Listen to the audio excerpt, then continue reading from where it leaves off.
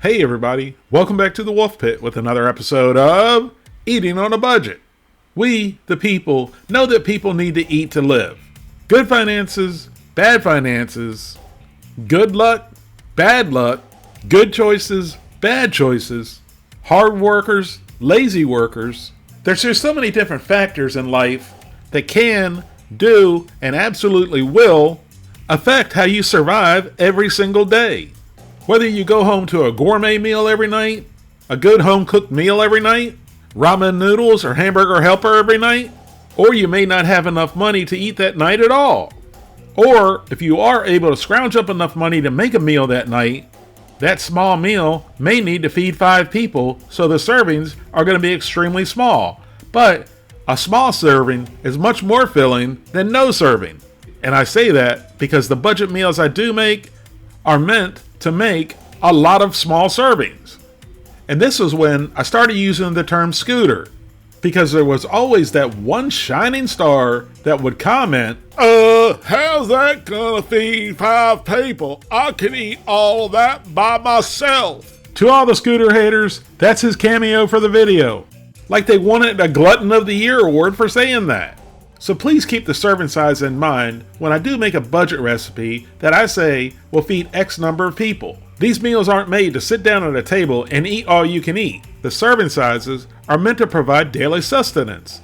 I already know that you, the people, understand this information, but I like to bring it up every so often for new viewers and new scooters. Speaking of new viewers and new scooters, yes scooters, even you're welcome here too. Don't forget to hit that subscribe button, and then the notification bell, and then the all notifications, and that way you never miss a new video. And the best thing about it, unlike most things in life, is it's free. It costs you absolutely nothing. Just like this meal I'm getting ready to make today, it costs me absolutely not a penny to make. But as usual, when you hear something's free, it's usually too good to be free. But today, that's not the case. Even though I tweaked the recipe just a bit, I got the idea from this lovely lady on the other side of the pond. Hi people, and I'm back cooking again.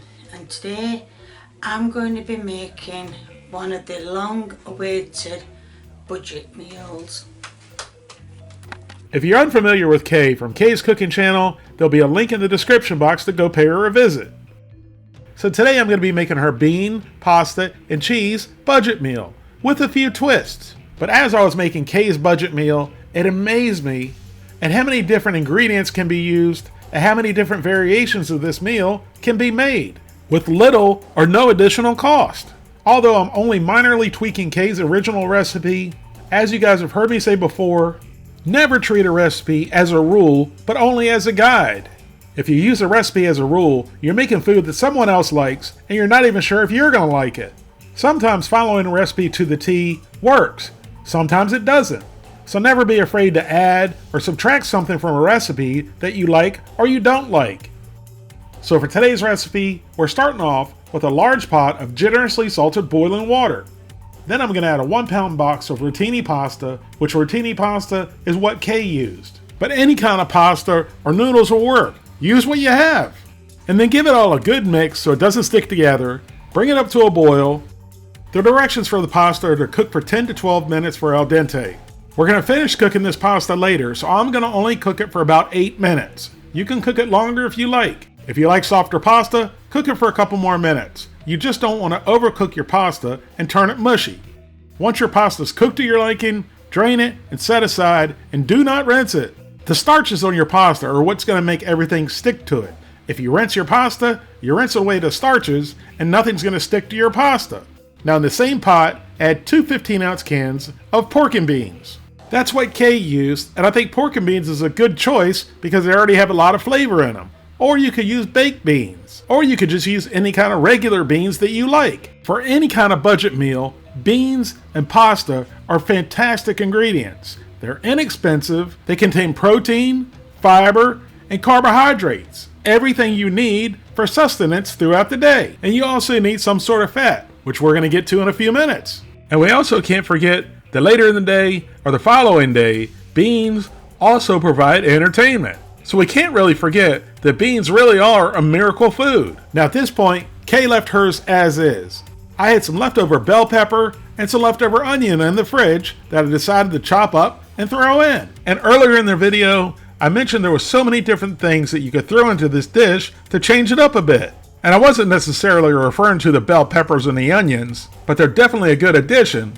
But like you heard in one of my recent videos, I always like to add a whole can of peeled tomatoes in almost all of my soups and stews. And had I had any today, they would have definitely been added to this dish. So just remember, whenever you're making a budget meal, you use what you got. Any canned, frozen, fresh, or leftover vegetables would be great in this dish. The same thing with meats. If you have one piece of chicken, one hamburger, one hot dog, one sausage, one piece of bacon, a piece of lunch meat, chop up even the smallest little piece of meat you have, throw it in the pot, and it'll add some flavor, texture, and a little bit of protein and fat.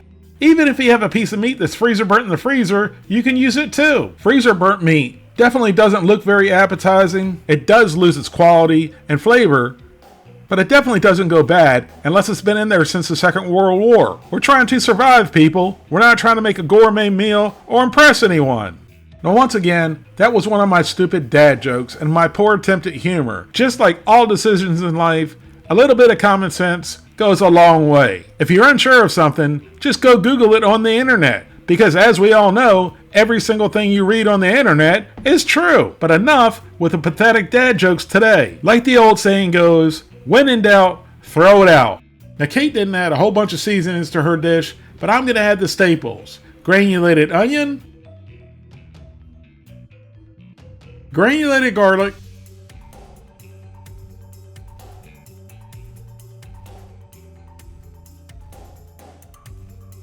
black pepper,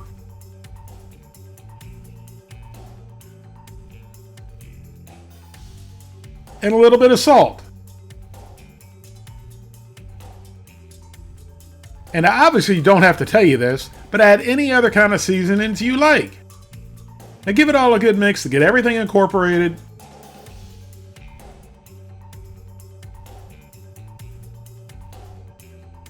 And basically, all you want to do is heat the beans and the vegetables through. As you guys have heard me say before, I don't really like mushy vegetables. So I'm not going to cook mine very long, because they're still going to cook a few more minutes after we add the pasta back in. So I want the vegetables still to have a little bit of a crunch to them. If you want softer vegetables, cook them a little bit more. So I let my beans and the vegetables cook for about 3 minutes. Again, if you want your vegetables softer, cook them for about 5 minutes. And then add your drained, unrinsed pasta back in. Then give it a really good mix until all the pasta is coated, and let it cook for another 4 to 5 minutes, just until the pasta is done to your liking. After the pasta and the vegetables are done to your liking, add some sort of cheese. You can use any kind of cheese you like, and it doesn't have to be shredded cheese. I had a little bit of shredded cheddar cheese left and some Colby Jack cheese. Or if you don't have cheese, don't use cheese. Or search around your pantry, your freezer, or your fridge and see if there's something else you can use instead of cheese. Which brings me to the point I made earlier in the video, that this meal didn't cost me a penny to make. And that may sound misleading, but it certainly wasn't meant to be misleading. Everything I used to making this meal today, I had in my house. I did not have to go out and specifically buy anything for this recipe. So there was no immediate cost involved. But if you want to make this meal yourself and do the total cost of what it would take to make this meal, it would cost $5.60, which this will make 8 hearty 1-cup servings, which be a total cost of 70 cents per serving. This meal is creamy and comforting on its own. There's no reason to add anything else. But if you do have something else laying around the house that you would like to add in, it can only make it that much better. Thank you all very much for watching, and I'll see you soon.